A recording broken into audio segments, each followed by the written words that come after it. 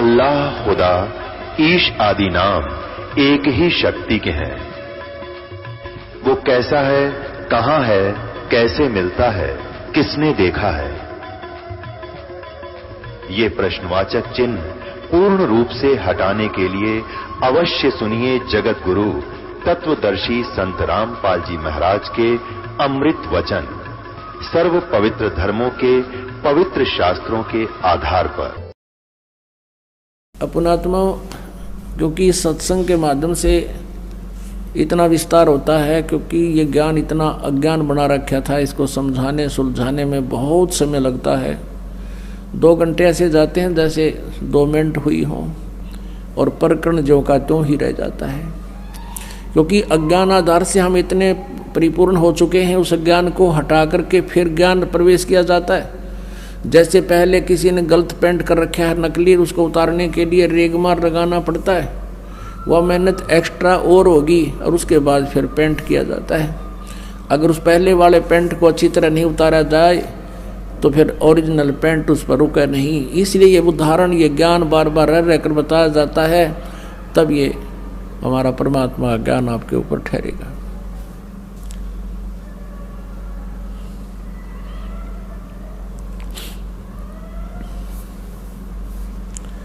तो क्या बताते हैं कि जेता अंजन आंजिए चश्मों में चमकंते। आप पुण्यात्माओं, सत्संग के दौरान आपका एकाग्रचित होना चाहिए कि के शब्द इस दास के मुख से निकले हैं। इनमें प्रत्येक के अंदर बहुत बड़ा रहस्य और आपके काम की बातें होती हैं। आप जी इधर उधर ध्यान नहीं रखें, क्योंकि 2 घंटे की बात है, तो फिर 2 घंटे शाम होंगे, 4 घंटे, बाकी 20 घंटे बहुत कुछ होते इधर उधर की सोचने। तो अब जैसे ये कई बार बताते हैं, कई भक्तों को शंकाएं भी रह जाती हैं। प्रत्येक को इंडिविजुअली नहीं बताया जा सकता, ना समाधान किया जा सकता। सत्संग इसलिए किया जाता है सामूहिक तौर पर, आपको कुछ ऐसे गूढ़ रहस्य भी साथ में बताए जाते हैं जो आपको आवश्यक है। अब इसमें क्या शब्द आया है कि जेता अंजन आंजिए, वो चश्मों में दिखनते हैं। अंजन माने माया। जितना भी अंजन यानी भक्ति रूपी जो शक्ति तो ग्रहण करेगा, भक्ति धन, भक्ति माया, वो तेरी आंखों में चमकेंगी। आपकी आंखों के सामने जैसे हमने ये अंधेरे में भी दिखती हैं, और ऐसे बहुत से कुछ ऐसे अलग सी वस्तु दिखती है जो आप जी को भी दिख रही है। जिन्होंने नाम ले लिया 2-4 महीने, 6 महीने, साल, 2 साल हो गए जिनको, उनको ये प्रकट होना शुरू हो जाती है। आँखों के सामने थोड़ी सी दूरी पे सितार से नजर आएंगे, बहुत ज़्यादा और भी काफ़ी क्रियाएं अपने आप दृष्टिगोचर रहती। वो क्या है, हमारी जितनी भक्ति अंदर, हमारी भक्ति बढ़गी, उसका लेवल है, उसका प्रतीक है कि आपकी भक्ति इतनी हो चुकी है। और एक भक्त, कई बार कुछ भक्त ऐसे मिले, वो कहने लगे जी मेरी आंखें खराब होगी, आँखें के आगे काला काला दिखे, तार से दिखे, और डॉक्टर को भी दिखा, डॉक्टर बोला ऑपरेशन करा ले। मैंने कहा भाई ये तार जो है, ये जो भी तुझे दिखाई दे रहा बेटा, तेरी भक्ति का प्रतीक है, और ये हमें भी दिखाई देते हैं। ये ना दिखे फिर भक्ति है नहीं तुम्हारी। ये देखने से नहीं अपने आप दिखेंगी, ऐसे आप ध्यान से देखोगे। आपको कई बार ऐसा लगा जैसे कोई मक्खी आ गई, खाना खाते समय भी ऐसे लग रहा है मक्खी या मच्छर आ गया, लेकिन वो हमारे परमात्मा अंदर से जो भक्ति का आगे प्रतीक, वो रिफ्लेक्शन बाहर आ रहा है। और ये सूक्ष्म शरीर ऐसा ही होता है, और ये भक्ति का प्रतीक भी उस नूर से ही हमारा ये लेवल बता रहा है। तो इस प्रकार चिंतित नहीं होना। बहुत से ऐसे भक्त हैं, एक कहने लगा जी मैं तो घर से बाहर नहीं निकलूँ, देखूँ जब मैनू दिखन लग जाए, मैंने डर गया कदे भूत हो। पुण्यात्माओं, पहले इस दास को बचपन से ही ये थोड़ा सा दिखाई देता था, ये पूर्व जन्म की जो कोई संस्कार डिपॉजिट रह रहा था ना, तो खोजिए पता नहीं कहाँ कहाँ देवता बनकर, राजा बनकर, और वो थोड़ा सा दिखाई देता था। ज़्यादा से ज़्यादा 1 इंच की लंबाई होगी, एक ही था वो। यानी इतनी ही शेष कमाई बची थी इस कलयुग में, वो पूरा जन्म की डिपॉजिट भक्ति की पुण्य कमाई थी। और ये दास ये सोचा करता मेरी आंखें कुछ कमजोर हैं, इसलिए ये कुछ दृष्टि दोष है। जब उपदेश लिया, नाम लिया, 5-6 महीने के बाद देखा तो ये तो और गणा बढ़ गया। 1 साल के बाद तो विघ्न हो गया, और ज़्यादा बढ़ गया। मैंने सोचा बड़ी बात दिक्कत आई। तो गुरुजी उसमें वृद्ध बहुत थे, 104-105 वर्ष की आयु हो चुकी थी हमारे पूज्य गुरुदेव जी की। उनसे ज़्यादा समाधान नहीं करा पाया करते, क्योंकि और भी बहुत भगत थे। हमारा नंबर भी देर से आता था, कभी आता कभी नहीं आता था। तो एक दिन दाव लग गया और दास ने यही प्रकरण उनसे कहा कि गुरुदेव ऐसे ऐसे, पहले तो ये छोटा सा था, अब ये बहुत बढ़ गया, लगता आंखें और वीक हो जाएंगी। तब वो हंसे, कहने लगे बेटा ये तो तेरी भक्ति बढ़ गई, और यही तो प्रतीक है। आज तक मेरे को किसी ने नहीं बताया कि मेरे साथ ऐसा है जो आज आपने आकर बताई है। इसे से दया भक्ति ना करते बाकी के। और ऐसा ही था उनके पास, कोई माया मांगना होता, कोई बेटे मांगना आया करता, कोई कार कोई ठीक, और वहाँ भी नाम ले लेते और फिर माता ही घंटी बजाते, विष्णु देवी पर भी जाते वो सारे है थारा। ईब समझ माई होता कर्म बिगाड़ रहे थे, ठीक है ना, उन्हें कुछ दिखा था और क्या दिखना था। आप जैसे पहले तो सतयुग त्रेता द्वापर में परमात्मा ने अधिक प्रयत्न इसलिए नहीं किया क्योंकि सभी सुखी थे, सभी की समाधियां लगा करती थी, स्वस्थ शरीर थे। क्योंकि पुण्य जब तक चलते हैं प्राणी के तब तक ये यहाँ का नकली सुख महसूस करता रहता है। और जिसको बताना चाहते थे वो सुनना नहीं चाहते थे। सभी कहते थे हमें मौज हो रही है, हमें किसी और भगवान की आवश्यकता नहीं, हमारे तो कृष्ण जी ने या विष्णु जी ने हमारी मौज कर रखी है। अब कलयुग में परमात्मा ने पता था कि कलयुग में इनकी सारा जाड़ा आ लेगा, इनकी सब पुण्य कमाई नष्ट हो जाएंगी और पहले की कमाई इनकी होगी नहीं। और जिन भगवानों को ये मोक्षदायक मानकर इनसे सुख राहत प्राप्ति के लिए पूजाएं भी कर लेंगे, उनसे राहत मिला नहीं, क्योंकि वो दे ही नहीं सकते, वो आपके भाग्य में परिवर्तन नहीं कर सकते। तब परमात्मा ने कहा था कलयुग में फिर मैं पहचान में आ जाऊंगा इनके, क्योंकि इनके पिछले पुण्य होंगे नहीं, बिरान माटी सबकी हो जाएगी। आज कोई परिवार खाली नहीं जिसमें कष्ट ना हो, और 1-8% को शेष बचा हुआ है, उस पर ना जाने कल के बिजली गिर जाए। तो इस परमात्मा की शरण में आने से आपके कष्ट भी दूर होंगे, गारंटीड होंगे। ये सत्कर मान लेना पुण्यात्मा हो।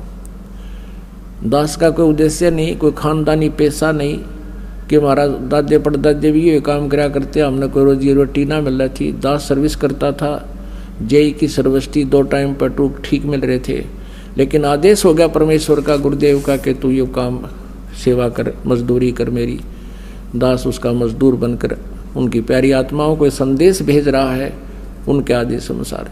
तो ये सत्कर मान लेना जो इस दास ने इस मालिक को चुना है। नहीं, दास तो पहले कृष्ण पुजारी था, विष्णु पुजारी था, हनुमान पुजारी था, शंकर भगवान का पुजारी था, लेकिन हम उनका अनादर नहीं। ये नहीं सोचो कि हम ब्रह्मा विष्णु महेश को बिल्कुल हे समझते, नहीं। जैसे गीता जी अध्याय नंबर 2 के श्लोक नंबर 46 में कहा कि जब बहुत बड़े जलाशय की प्राप्ति के उपरांत छोटे जलाशय में जैसी आस्था रह जाती है अर्जुन, जब तुझे परमात्मा के गुणों से तो परिचित हो जाएगा, फिर अन्य देवताओं में, अन्य ज्ञान में तेरी इतनी श्रद्धा रह जाएगी। जैसे पहले क्या था कि सारी व्यवस्था मनुष्य की जल के ऊपर जो तालाबों पर आधारित थे, सिंचाई भी उसी से करते थे, पशुपालन भी उसी से करते थे, और स्वयं भी जलपान उसी से करते थे तालाबों से। और कुछ छोटे तालाब जिसके ऊपर आश्रित पूरा गांव 20-30 घर हुआ करते थे, 30-40 मुश्किल से एक तालाब पर आश्रित रहते थे, उसी से पीते थे, उसी से पशुओं को पानी पिलाते थे, उसी से कुछ सिंचाई कर लेते थे। अब 1 वर्ष वर्षा ना होती तो वो सूख जाते थे, सब तड़प जाते थे, वो भाग जाते थे इधर उधर कहीं बड़े जलाशय की खोज में। और उन व्यक्तियों को कोई बहुत बड़ी झील प्राप्त हो जाए जिसमें 10 वर्ष वर्षा ना हो तो भी जल अंत ना हो, समाप्त ना हो, तो फिर उन व्यक्तियों की धारणा उस छोटे जलाशय में जिस आस्था रह जाएगी उस बड़ी झील की प्राप्ति के बाद। तो उनको वो छोटे तालाब वाला जल व्यर्थ नहीं लगता, वो बुरा नहीं लगता, लेकिन उसकी कैपेसिटी नहीं है जो उनको सदा सुखी कर सके। वो स्वयं नाशवान है। वर्षा होगी तो वो परिपूर्ण हो जाएगा, 1 साल गुजारा हो जाएगा।